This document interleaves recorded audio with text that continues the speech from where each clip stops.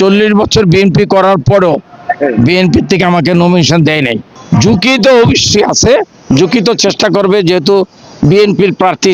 এখন পর্যন্ত level playing নাই, ফিল্ড নাই, কোনো চাপ মনে করতেছি না। কারণ আমি এই এলাকায় বসবাস করি 50 বছর উপরে, এবং সন্ত্রাস, চাঁদাবাজ, মাদক এলাকাতে সম্পূর্ণভাবে বিতাড়িত করে।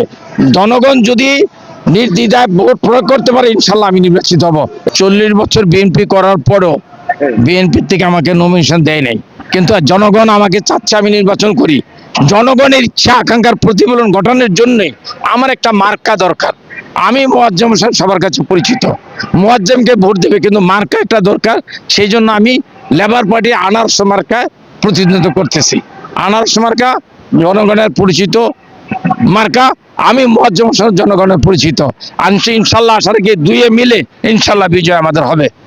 ঝুঁকি তো অবশ্যই আছে, ঝুঁকি তো চেষ্টা করবে, যেহেতু বিএনপির প্রার্থী, সে ঢাকা মহানগরে সে চাবে তার মানে মানে তার বাহিনী দিয়া আমাদেরকে পরিচিত করার জন্য, আমাদেরকে বাধাগ্রস্ত করার জন্য সে চেষ্টা করবে। তবে ইনশাল্লাহ আমি এলাকার জনগণকে নিয়ে প্রতিহত করব। এখন পর্যন্ত লেভেল প্লেইং নাই, ফিল্ড নাই। কারণ এখনো যদি বিশেষ করে বিএনপির ক্যান্ডিডেট যে আমিনুল ইসলাম, তার এলাকায় দেখবে 17 অনেক পোস্টার ফেস্টুন এখন আছে।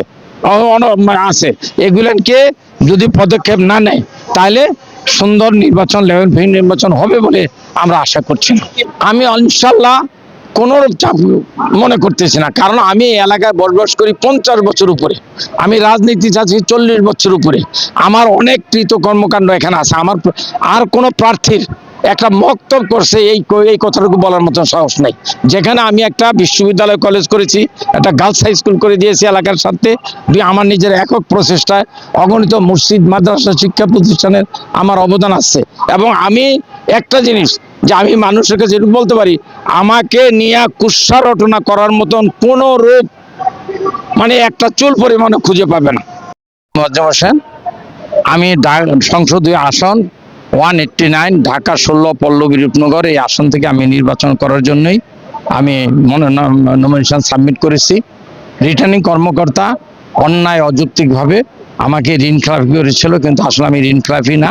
ব্যাংকের আইন অনুযায়ী, অর্থঋণ আদালত 2003-47 ধারায় যে ক্লিয়ার স্পষ্ট আছে, কোন ঋণ গ্রহীতা থেকে ব্যাংক 3 গুণের বেশি টাকা নিতে পারবে না। তা আমার 95 লিসি, সেই হিসাবে 2,85,00,000 হয়।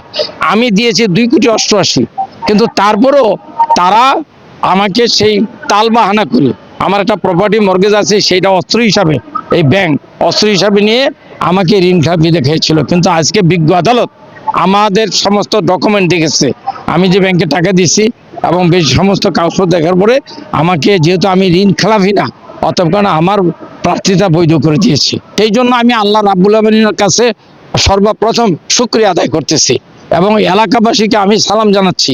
ইনশাল্লাহ এলাকাবাসী যদি আমাকে 12 ফেব্রুয়ারিতে নির্বাচিত করে, ইনশাল্লাহ আমি অতীতে যেভাবে এলাকায় কর্মকাণ্ড করেছি, স্কুল, কলেজ, মসজিদ, মাদ্রাসা সহ যে সমস্ত শিক্ষা প্রতিষ্ঠানের আমার অগ্রণী ভূমিকা ছিল, আমি এককভাবে শিক্ষা প্রতিষ্ঠান করেছি। ইনশাল্লাহ এলাকার যে চাহিদা, একটা বিশ্ববিদ্যালয় দরকার, এলাকার চাহিদা একটা মেডিকেল কলেজ, হাসপাতাল দরকার, এলাকার চাহিদা হলো মাদক মুক্ত এলাকা করা, সন্ত্রাস, চাঁদাবাজ মুক্ত করা।